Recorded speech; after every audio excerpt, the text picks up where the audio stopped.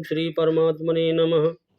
यथार्थ गीता अध्याय 17 का अंतिम श्लोक 28 और अध्याय का निष्कर्ष। अश्रद्धाहुतं दत्तं तपः तप्तं कृतं च यत् असदित्युच्यते पार्थ न च तत्प्रत्येनो यः।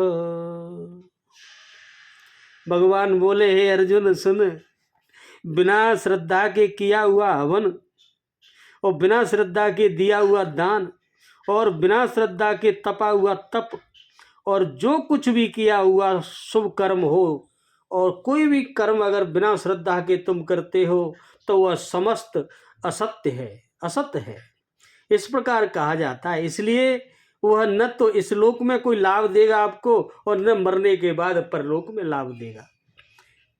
इसलिए बिना श्रद्धा के कुछ करना ही नहीं चाहिए, श्रद्धा से करना चाहिए। भगवान ने स्पष्ट कर दिया बिल्कुल। और हे पार्थ, बिना श्रद्धा के किया हुआ हवन, दिया हुआ दान, तपा हुआ तप और जो कुछ भी किया हुआ कर्म है वह सब असत है। ऐसा कहा जाता है कि वह न तो इस लोक में और न परलोक में कोई लाभदायक है। अतः समर्पण के साथ श्रद्धा नितांत आवश्यक है। समर्पण के साथ श्रद्धा से ही सत्कर्म करने चाहिए।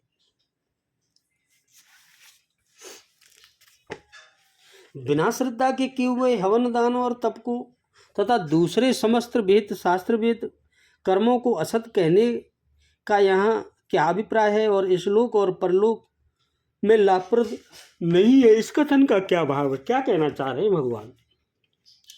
हवन, दान, तप और अन्य अन्य शुभ कर्म श्रद्धा पूर्वक किए जाने पर ही अंतःकरण की शुद्धि में और इस लोक या परलोक के फल देने में समर्थ होते हैं। बिना श्रद्धा के किए हुए शुभ कर्म व्यर्थ हैं, इसी से उनको असत और वे इस लोक या परलोक में कहीं भी लाभप्रद नहीं है, ऐसा कहा है।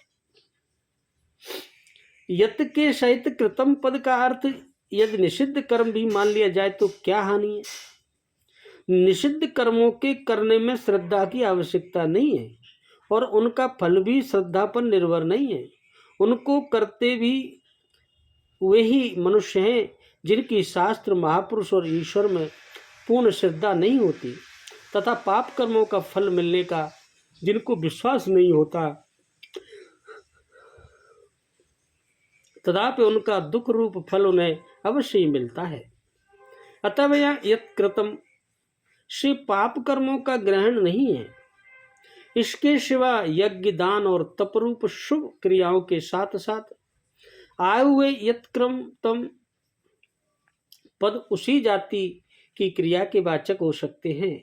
अतः जो यह बात कही गई है कि वे कर्म इस लोक या परलोक कहीं भी लाभप्रद नहीं होते, तो यह कहना भी पाप कर्मों के उपयुक्त नहीं होता, क्योंकि वे सर्वथा दुख के कारण होते हैं। अगर पाप कर्म करोगे तो उसका दुख मिलना ही मिलना है। उनके लाभप्रद होने की कोई संभावना नहीं, उनसे कोई लाभ नहीं होता। अतः यहाँ बिना श्रद्धा के किए हुए शुभ कर्मों का प्रसंग है, अशुभ कर्मों का नहीं है।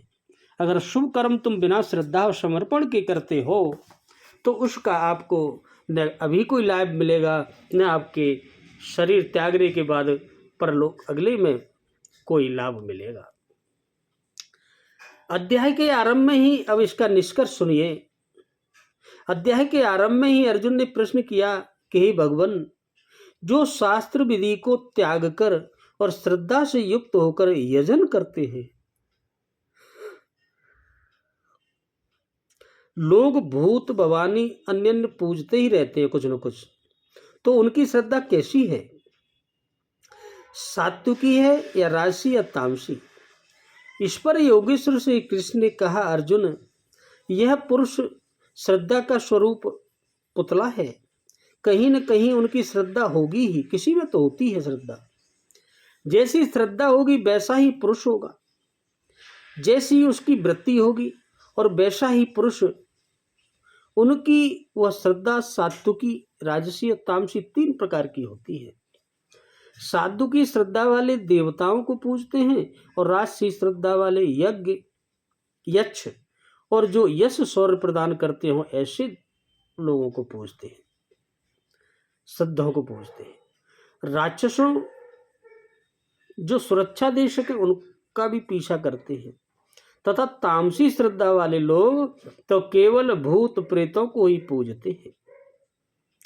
शास्त्र विधि से रहित इन पूजाओं द्वारा ये तीनों प्रकार के श्रद्धालु शरीर में स्थित भूत समुदाय अर्थात अपने संकल्प को और हृदय देश में स्थित मुझ अंतर्यामी को भी क्रश करते हैं, यानी दुखी करते हैं, परेशान करते हैं, न कि पूजते हैं। ये उनका पूजना नहीं है। उन सबको निश्चय ही तू असुर जान, ऐसे लोग असुर होते हैं, अर्थात भूत प्रेत यक्ष राक्षस तथा देवताओं को पूजने वाले असुर हैं, भगवान ने कहा। देवता प्रसंग को श्री कृष्ण ने यहाँ तीसरी बार उठाया है। पहले अध्याय 7 में उन्होंने कहा कि अर्जुन, कामनाओं ने जिनका ज्ञान हर लिया है वही मंद बुद्धि अन्य देवताओं की पूजा करते हैं। दूसरी बार अध्याय 9 में उसी प्रश्न को दोहराते हुए कहा, जो अन्य देवताओं को पूजा करते हैं वे भी मुझे ही पूजते हैं, किंतु उनका वह पूजन अविधि पूर्वक अर्थात शास्त्र में निर्धारित विधि से भिन्न है, अतः वह नष्ट हो जाता है। कुछ समय रहता है फिर नष्ट हो जाता है। यहाँ अध्याय 17 में उन्हें आसुरी स्वभाव वाला कहकर संबोधित किया भगवान ने। श्री कृष्ण के शब्दों में एक परमात्मा की ही पूजा का विधान है और किसी देवी देवता का कोई पूजा का विधान नहीं है, केवल भगवान का।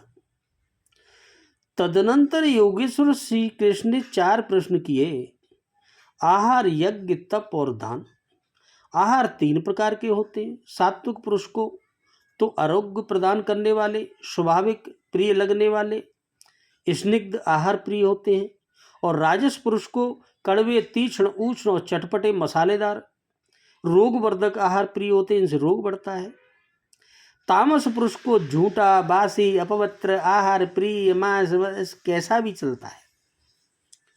शास्त्र विधि से निर्दिष्ट यज्ञ जो आराधना की अंतःक्रिया है,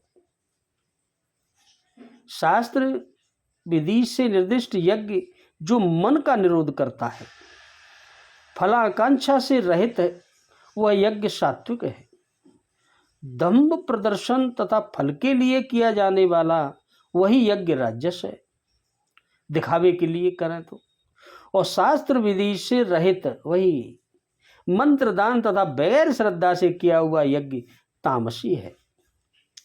परमदेव परमात्मा में प्रवेश दिलाने वाली सारी योग्यताएं जिनमें हैं, उन प्राज्ञ सद्गुरु की अर्चना, सेवा और अंतःकरण से अहिंसा, ब्रह्मचर्य और पवित्रता के अनुरूप शरीर को तपाना शरीर का तप है।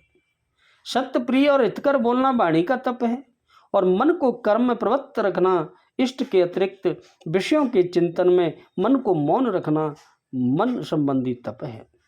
मन, वाणी और शरीर तीनों मिलाकर ईश्वर तपाना सात्विक तप है।